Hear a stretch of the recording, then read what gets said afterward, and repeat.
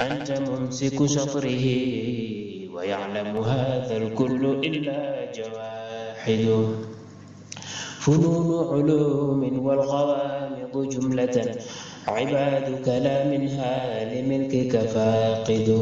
وما المجد إلا مجد علم مقارن على عمل ذا فيك وصف وتاج. Et lui, de cette forme-là, il dit Wayuskaru, il a été cité en bas de la part de certains des membres de cette voie al-Ahmadiyya et Ahmadiyya, Annahu, que lui, Tara'a lahu, on l'a vu, qui bas de waqa'ihi, parmi l'un de ces événements spirituels, il a vu Sayyidina al-Khadir alayhi salam. Il a vu Sayyidina al-Khadir radiyallahu anhu, qu'Allah soit satisfait de lui. Faqala lahu, il lui a dit que, Ana al-Khadir, moi je suis al-Khadir. Fahal min haja, est-ce que tu as un besoin? Faqala, il lui dit le mot, en fait, il lui dit, Inna Allah, certes Allah, Ta'ala exalté soit-il, Aghnani m'a enrichi, Anka, de toi. Wa an khayrika, et de tout autre minal awliya parmi les saints. Bishaykhi, par mon maître, wasilati, et par mon moyen, ila Rabbi, vers mon Seigneur, Sayyidi Ahmed Tijani, radiyallahu ta'ala anhu. Qu'Allah soit satisfait de lui. Voilà. Imaginez, Sayyidina Khadir alayhi salam vous apparaît. Et il vous dit, est-ce que, voilà, moi je suis un Khadir, je suis là et j'ai besoin, voilà, je te demande, est-ce que tu as besoin de quelque chose? Il lui dit, mais non, moi je, non. Si c'est de toi, et de tout autre saint, c'est bon, alhamdulillah. Parce que Allah subhanahu wa ta'ala m'a donné Cheikh Ahmed Tidjani radiyallahu ta'ala anhu, et lui il me suffit largement. Et ça, il dit, fala shakka, donc il n'y a aucun doute Anna sur le fait que Mashraba, l'abreuvoir, Sahiba Hadal Hal, de l'auteur, Sahibi Hadal Hal, de l'auteur de cet état spirituel, Mashrabun est un abreuvoir ibrahimique. Voilà. Donc on regarde c'est-à-dire Al-Rimah wal-Ghayn et Bouryatul Mustafid. Il dit Qultu, je dis, Akhbarani, il m'a informé, Ba'dul Ikhwan, un parmi les frères, Rahimahullah, qu'Allah soit miséricordieux envers lui, wa radi anhu, et qu'il soit satisfait de lui. Annahu, que lui, il a rencontré le Sayyidina Muhammad Mustafa Sheikh Ma al-Aynayn, donc un grand cheikh. Fi alam al-arwah, dans le monde des esprits. Il l'a rencontré dans le monde des esprits. Faqala, il lui dit, inni moi, uhibbuka, je t'aime. Fa ashara lahu, et il lui a insinué de prendre anhu de lui. Il lui dit, bon, je vais prendre. Tu peux prendre de moi ce que je vais te donner. Parce que moi, je t'aime beaucoup. Faqala lahu, et il lui dit, qad, non, en vérité, aghnani m'a suffi, m'a enrichi, Allah, exalté soit-il, en cas de toi, Bishaykhi, par mon maître, Yani, c'est-à-dire Abul Fayd, le père des flux et des provisions, Cheikh Ahmed ibn Muhammad Tijani, radiyallahu ta'ala anhu. Fa'inda zalika, et à partir de ce moment-là, Atahu Cheikh Mal Aynayni, Cheikh Mal Aynayni lui a rapporté Bibnayni, de deux parmi les fils, min abna'ihi, parmi ses fils. Wa talaba minhu, et il a cherché de lui an yad'u lahuma, pour qu'il fasse une invocation pour ces deux-là. Donc il lui a dit, bon, moi j'ai deux fils, et je veux que tu fasses des invocations pour eux deux. Fada Allahu, et il demande à Allah, an yaj'alahuma, et qu'Allah subhanahu wa ta'ala fasse de Qurrata aynihi, et les délices de ses yeux. Wa an yuwarisahuma, et qu'Allah subhanahu wa ta'ala les fasse hériter, ma warasa, de ce dont il avait hérité, les aslafihima, de leurs grands-parents. Wa an yusliha, et qu'il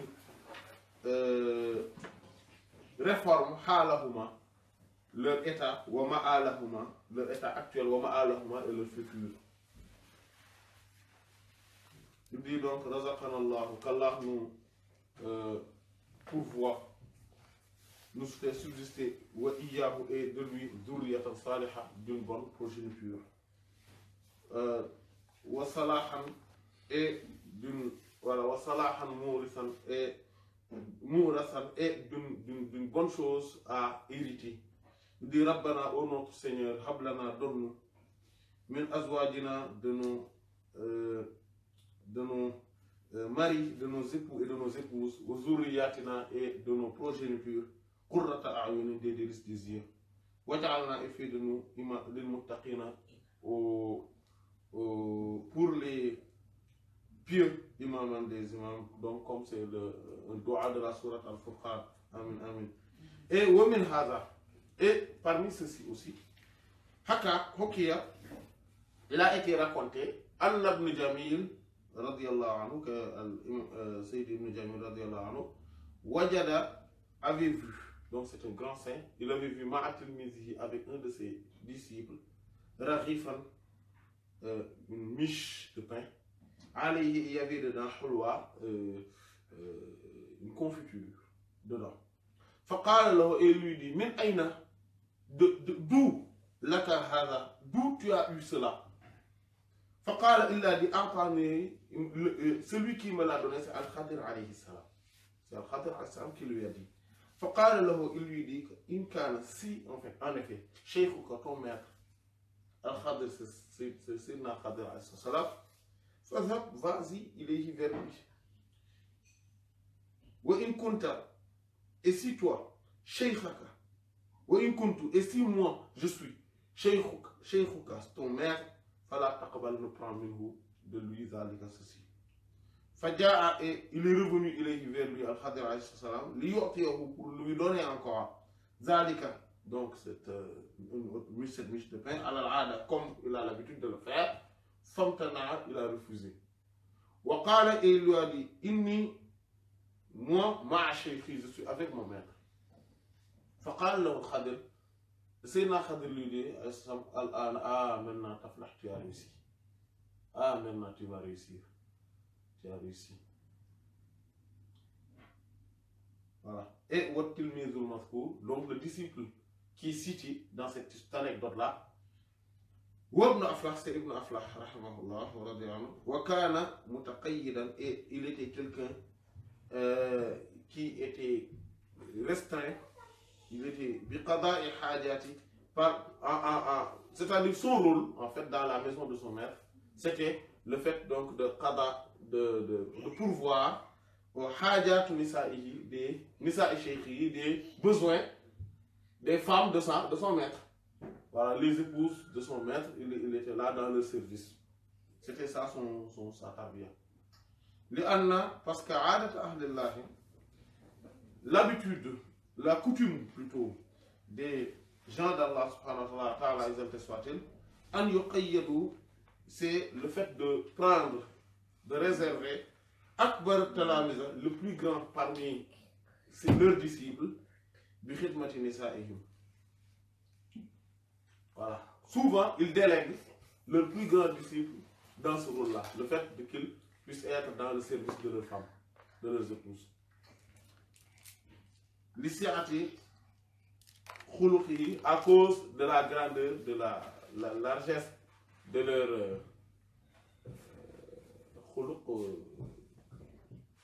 de leur attitude, de leur moralité, et aussi de l'étroitesse de leur moralité ou de leur attitude à elles. Parce qu'elles râlent beaucoup, elles ont beaucoup de besoins. Il y a beaucoup de choses, donc elles demandent beaucoup de choses en même temps. Donc il faut quelqu'un qui a un cœur très ouvert pour être dans le service sans jamais râler, sans jamais le contredire, sans jamais ne se fâcher, sans jamais, voilà. Donc c'est pour ça qu'ils prennent le plus grand parmi les disciples et qu'ils le délèguent à ce rôle-là. Donc ils nous regardent Al-Hanafi, non Al-Hafni plutôt, Al-Hafni, et donc toute cette attitude-là montre donc le caractère ibrahimique, c'est-à-dire qu'on se suffit au maître. Cheikh Ahmed Tidiane radiyallahu ta'ala anhu. Et on ne demande rien, on ne veut rien de quiconque que ce soit, quel que soit ce maître-là. On ne cherche rien à obtenir de qui que ce soit. On ne cherche que de prendre et d'obtenir que de notre maître Cheikh Ahmed Tidiane radiyallahu ta'ala anhu. Donc c'est pour cela, et comme tout ce qui a été dicté, c'est pour cela que les saints de la voix disent souvent Mali fil kawni si wa rahmani wal Mustafa wa Ahmed Tidiane.